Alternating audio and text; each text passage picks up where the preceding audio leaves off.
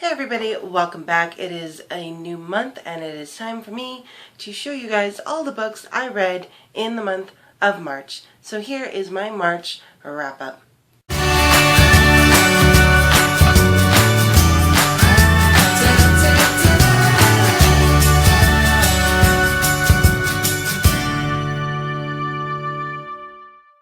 March was actually a much better reading month for me. A lot of my anticipated releases came out this month, which I was able to get and read and really have enjoyed them.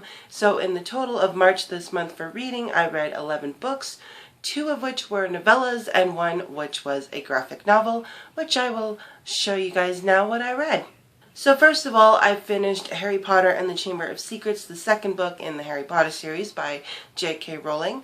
This one was a reread for me. I did read the Chamber of Secrets when it was first released back eons ago when I was in high school, so I did read that one when it came out, so it was a reread for me, and I thoroughly enjoyed the book. I really enjoyed the Chamber of Secrets. I still think the Philosopher's Stone so far is my favorite, although Prisoner of Azkaban was still pretty good, but the Chamber of Secrets was a solid read for me, which I gave a 5-star rating to just because I thoroughly enjoyed getting to know these characters all over again.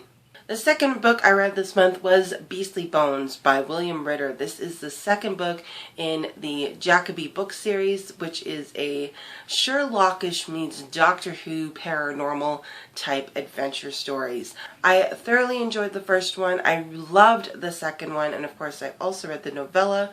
I have done a full video review, which I will link up here or in the description below for you guys to check out and get my full thoughts on the book. I did give Beastly Bones a solid 5-star rating as it was just an incredibly fun adventure.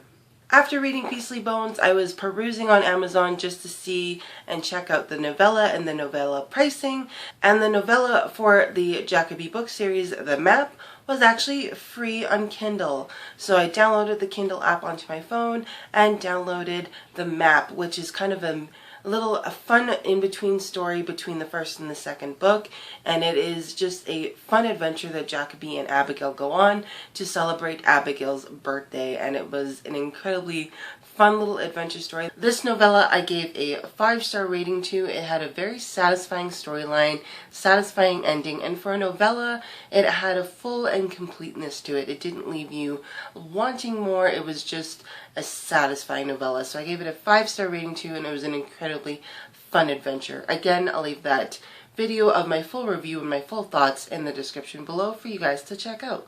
The next book I read was one of my anticipated reads for this year, and that was A Daring Sacrifice by Jody Hedlund. This is the second book in the Uncertain Choice trilogy, which is a medieval romancy Christian fiction trilogy. I really enjoyed this one. It had a gender swap kind of Robin Hood-esque retelling. She also kind of looks like Merida from Brave with her red hair and being an archer, so there's definitely an archery trend happening here in our media. But I thoroughly enjoyed this book. It was a very light-hearted romantic tale. It continued on one of the characters from An Uncertain Choice, and the third book will carry on one of the characters also from An Uncertain Choice. So I really like how the author is laying up these stories, and again, it was a really fun read.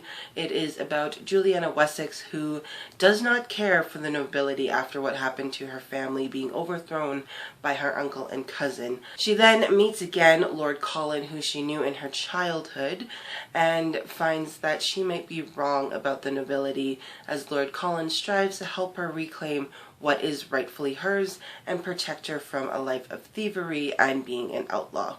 Again, solid 4-star rating for this book. It did get a little bit more touchy-kissy than the first one, but I still really enjoyed it, and I still think it is a relatively clean book, and I really enjoy finally having clean medieval historical fiction for me to read and recommend to those who also would like clean historical fiction.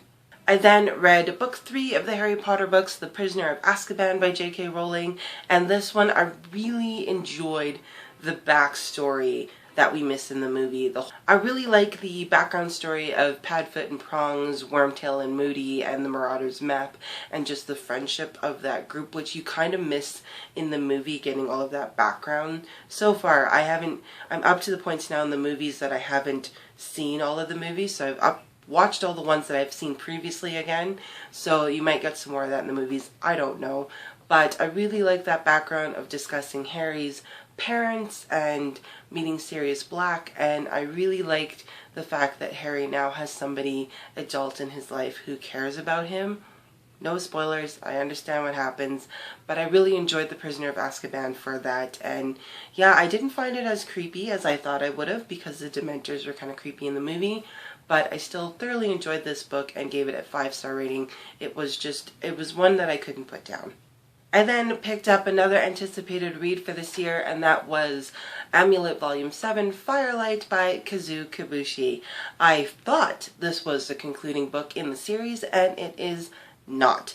There is a huge to be continued at the end, which I am very excited for. Actually, I kind of like where this series is going, and I still like for the fact that it is a middle grade series and a graphic novel, that I can't predict where this is going, and I cannot predict what is happening. So it definitely had a surprise ending for me. It was a solid read. I highly recommend you guys pick this up. It has beautiful graphics in it as well. The artwork in here is just stunning. It follows the adventures of a young girl named Emily who has found herself to be a stonekeeper. She is fighting to save this world, trying to fight off this curse at the same time. They're also trying to save the world from the evil elf king, who might be more than what he seems to be. So there's a lot going on in this book, and it was definitely a good read, and I would highly recommend you guys pick this up. It is an excellent graphic novel series. I then read another novella, and this is actually a prequel novella to one of my anticipated releases of this year, and that is A Singular and Whimsical Problem, the Herringford and Watts prequel novella .5 or whatever it is by Rachel McMillan. This is just a cute little short story kind of giving you an introduction to what this series is, which is The Bachelor Girl's Guide to Murder is the first book in this series, which I'm anticipating reading this month. For this novella, I only gave it a 3-star rating, as for a mystery, I didn't find that it was fully fleshed out as it could be. It ended really conveniently and kind of wrapped out very well in the end, which of course it should technically with this kind of mystery that she's writing, but I just felt that it wrapped up a little too well and you didn't really get to dive into it, which you would want more from a mystery. It takes place in Christmas 1910. It follows Miranda Herringford and Jem Watts, and they are hired to find a family pet, a special cat, or so they think. So it just kind of follows this little escapade and this little mystery that survives this cat. So it was a fun story. It was a little too short for my liking for a mystery, but overall it did its job and got me very excited for A Bachelor Girl's Guide to Murder, which I will be reading this month. So looking very forward to that.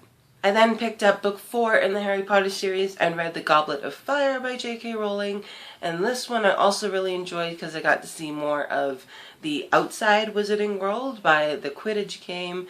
This one again got a little bit darker for me, but I still really enjoyed it. I gave it a 4-star rating.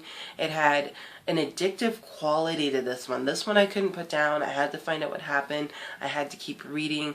I liked getting to know some other characters in the wizarding world, so I really enjoyed the mystery surrounding this, and it was a surprise ending for me because I only saw clips and bits of the movie, so I didn't really see the full movie. So for me, this one was a surprise twist ending for me, so I was really glad to actually have that kind of spoilery free moment of reading this book for the first time.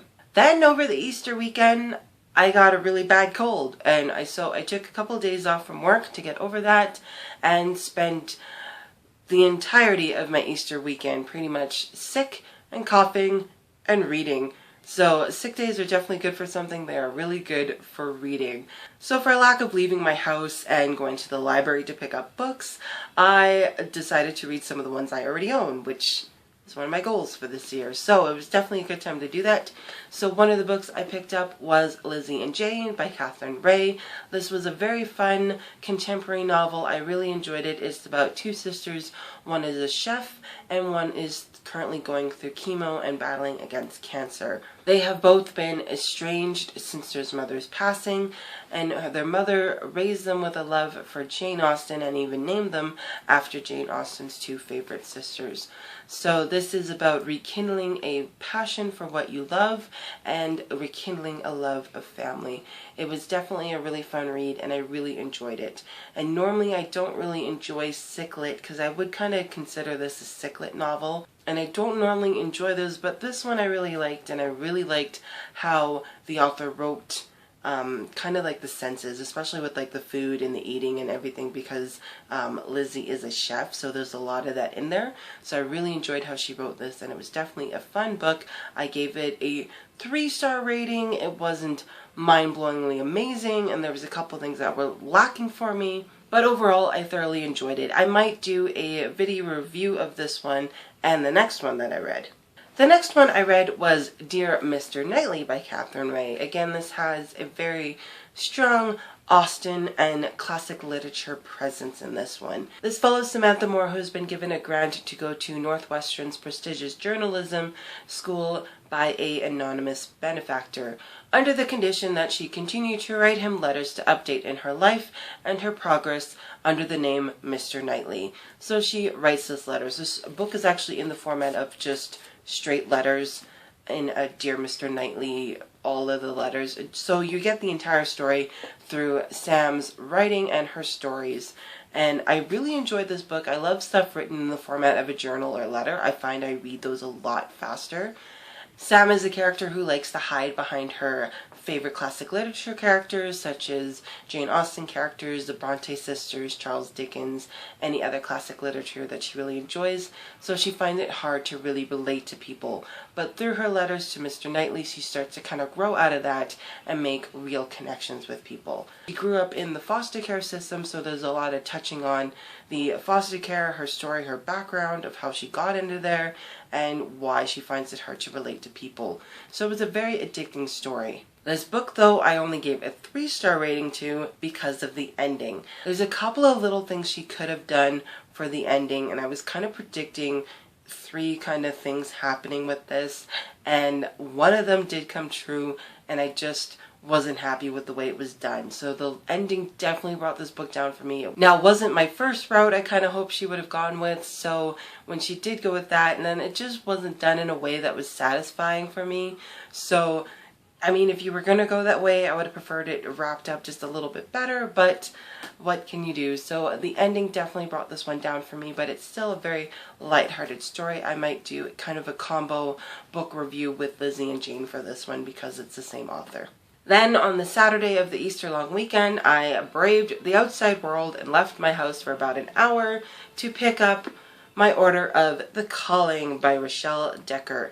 This is the second book in the Sears trilogy, the sequel to The Choosing, which was one of my favorite books, if not my favorite book of 2015, and this one was one of my most anticipated releases of this year. This book continues Remco and Carrington's story as they are now leading the rebellion of the group called the Sears against the Authority City. But this story follows mainly on Remco and his calling to the truth. So Remco has to face some of his darker fears as he is now a husband and a father. It definitely was a really good read. It wasn't as good as The Choosing. It didn't have that addictiveness the first one had, but it was still a really solid sequel. There's a lot of heartbreaking moments in this. In fact, this book starts off with just, oh, let's break your heart within the first chapter. It was really upsetting, and I was not happy about the way the book opened, but there it was, and so I knew how this book was going to go right from the get-go, so brace yourselves. It's still a very emotional read, but a very solid read, and The Awakening is the third book, and that one is coming out this fall. So I'm very excited for the third and final book of the Sears trilogy. The Calling was great. I gave it a 4-star rating. So having a couple sick days off from work definitely helps. Pick up your reading challenge for Goodreads. I read 3 books within a weekend of each other. So yeah, it was definitely a good time between sleeping and reading to recover. So it was a good solid reading month for me. There wasn't actually any books that I DNF'd, so it was a really good month Loved all the books I read. So for the month of April, it looks really good for reading so far. And I have some really exciting announcements coming up for this channel for this month. I have some great opportunities that were given to me that I'm very excited to share with you guys. So stay tuned. I have some awesome announcements coming up, as well as probably going to need to do a book haul pretty soon here. Yeah, I said I didn't buy a lot of books and I lied, and probably going to put myself on a book buying ban. So yeah, stay tuned. I am back. I am no longer sick, and I'll see you guys next time. So as always, thanks for watching. Bye!